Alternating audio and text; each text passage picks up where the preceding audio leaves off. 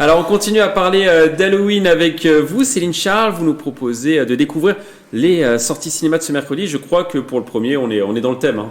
Et oui, toujours qui dit Halloween dit bien sûr, vous l'avez dit, film d'horreur. Je ne pouvais commencer ces sorties cinéma autrement qu'avec un bon film qu'on aime regarder pour se faire peur. Alors il s'agit du film La Proie du Diable du réalisateur Daniel Stamm. Donc c'est un film qui explore une nouvelle facette de l'exorcisme.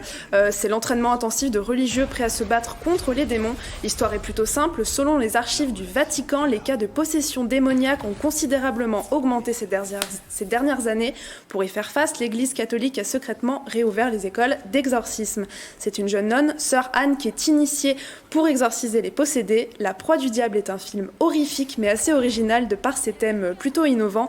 Par exemple, la place des femmes dans l'Église ou bien la thérapie. On va regarder tout de suite un extrait de la bande-annonce. Certains d'entre vous le savent déjà, nous avons une femme qui vient étudier dans cette classe, seulement en tant qu'observatrice. Descendons dans les entrailles de l'enfer, si vous le voulez bien. Il y a plus de possessions signalées de nos jours que dans toutes les autres époques de l'histoire. Nous devons combattre pour sauver chaque âme. Défends-nous dans le combat contre les esprits de la malveillance.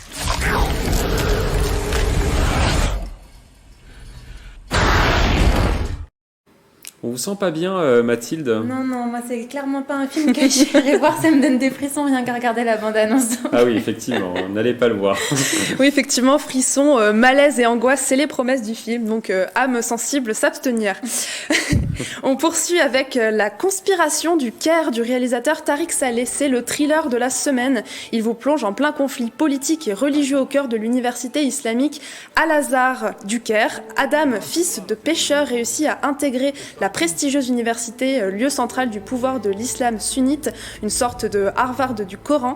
Mais lorsque le grand imam à la tête de cette institution décède le jour même de la rentrée, Adam va se retrouver à son insu en plein milieu d'une guerre d'influence pour trouver son successeur.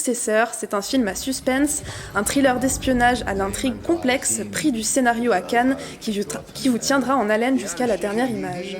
Deux films un peu sombres, mais il y a aussi la comédie, Céline. Et oui, un peu plus de légèreté maintenant. On va parler d'une comédie française. L'équipe de Barbecue est de retour pour Plan de chat d'Éric Lavenne. Pour ce nouveau film, on prend les mêmes, ou presque, et on recommence. Lambert Wilson, Franck Dubosc, Guillaume de Tonquarec et Jérôme Commandeur reviennent donc après 8 ans.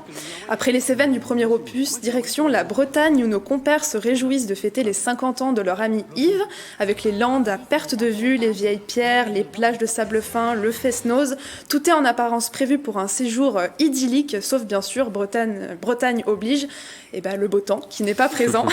Comme d'habitude. C'est comme d'habitude. C'est pas tout le temps vrai, c'est pas tout le temps vrai. C'est beau en Bretagne. Bon. C'est une légende urbaine. C'est une légende urbaine. Et donc sur place, la cohabitation s'annonce un petit peu compliquée. Les amis de toujours pourraient bien se brouiller lors d'importantes révélations. On va regarder aussi un extrait de la bande-annonce. Oh putain. Vous inquiétez pas, c'est la Bretagne, il y a toujours plein de trucs à faire. La Palourde se situe à la limite du sable sec. Mais y a pas de sable sec ici, il est mouillé ton sable. Et toi Nathalie, tu fais quoi maintenant? Je me suis inscrite à un cours de sculpture. Ah, tu travailles toujours pas quoi? Je me suis fait piquer par une guêpe en Bretagne, elle vise ma couille. Valentina, elle a un cousin qui s'est fait piquer au party comme toi. Il a gonflé, et il est mort. Merci Jean-Mich. Et enfin, dernier film, pour les plus jeunes peut-être, L'école est à nous, une comédie signée Alexandre Castagnetti. Alors, autour de cette table, qui n'a jamais rêvé de pouvoir faire ce qu'il voulait à l'école, eh bien, eux, ils l'ont fait.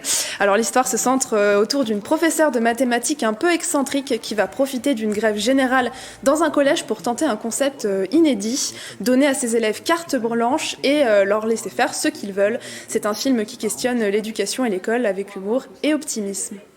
Vous préférez quel film autour de cette table Eh bien, je dirais le dernier. J'ai bien envie de voir le dernier. L'école est à nous. Qui pas le film d'horreur. Non, pas du tout. Et vous, Céline, film d'horreur du coup? Non, toujours pas film d'horreur. Moi, je dirais peut-être, effectivement, L'école est à nous. Ouais, il y a des belles valeurs qui sont discutées. Non, je pense que ça. Et vous, Nico?